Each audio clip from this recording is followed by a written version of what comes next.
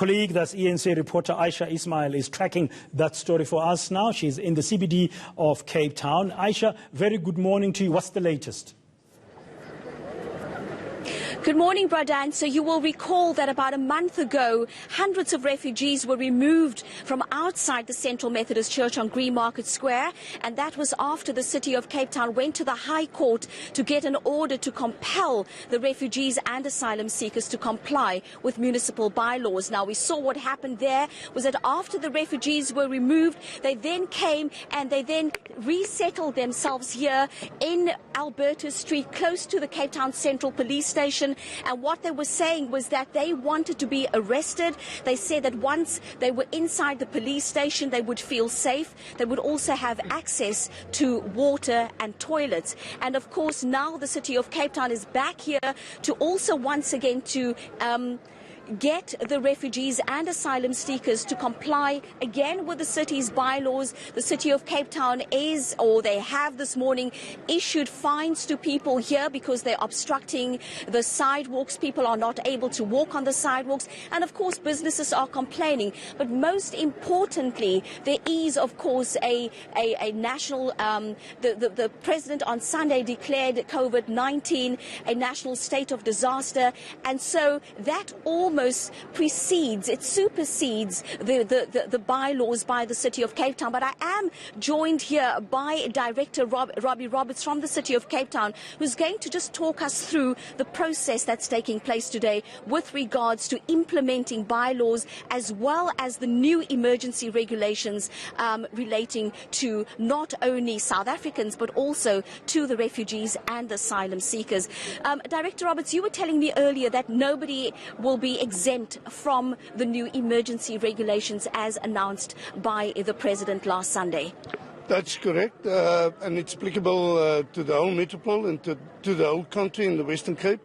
On a daily basis, the Provincial Disaster Management Centre, as well as the South African Police Prof-Job, as well as on a high level, meet in order to do an assessment with regarding to the current situation and as well as the situation within the church and this particular area, and as well as we are dealing with all gatherings at the moment, and as part of our approach is an awareness out to the community there to make them aware with regarding to this virus. Now, of course, in terms of the Gatherings Act, which says you may not be, you can't congregate in more than 100. So clearly the people here are in contravention of the Gatherings Act. That's correct. I already indicated yesterday to them, and I briefed them with regarding to the Disaster Management Act and the regulations that contained in the Disaster Management Act, that they are actually in contravention with regarding to that. We are also going to issue them with the pamphlets in terms of the COVID virus tomorrow morning. We've got a special intervention plan for tomorrow morning, and then we are on the top level with the South African Police Services put an operational plan in place to deal with the church as well as with this area. So the refugees and asylum seekers here will not be removed today? That's correct. Part of our enforcement, as ordered by the High Court, was to enforce the city bylaws, and that is what we've done. We just completed the whole exercise with any serious incidents this morning. We agree that the refugees will provide us their information and that we will issue them with the particular fines in terms of our street and public places, and that's what we've done. And there was good cooperation between all of us. The Metro Police as well as the traffic and the law enforcement assisted in this operation. And I can just also mention that Home Affairs as well as Social Development is also part of this operation.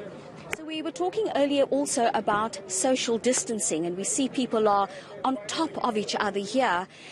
You were also talking about cleaning the street here?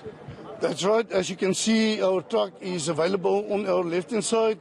What we are going to do is, after the completion of the enforcement operation, we will ask the refugees just to move out of the area in order for our cleansing services to come and sanitize the area. And then I also want to give them, again, a full briefing to rather put them into groups away from each other, not bigger than 20, in order to adhere to the COVID-19 regulations. And then just lastly, what options are available to the refugees? It's one thing saying they need to comply with the bylaws and they need to vacate, but where will they go to? As yesterday and as I explained to you, we approached all the shelters within the city of Cape Town and to look for any place where they can be accommodated. Not one of the shelters could have accommodated. There was one that have place for 2 female and currently there's high-level discussions on the ministerial level how we are going to deal with the situation, and hopefully that we will get an answer in this coming week. Director Roberts, thank you so much for your time. Back to you, Bradan.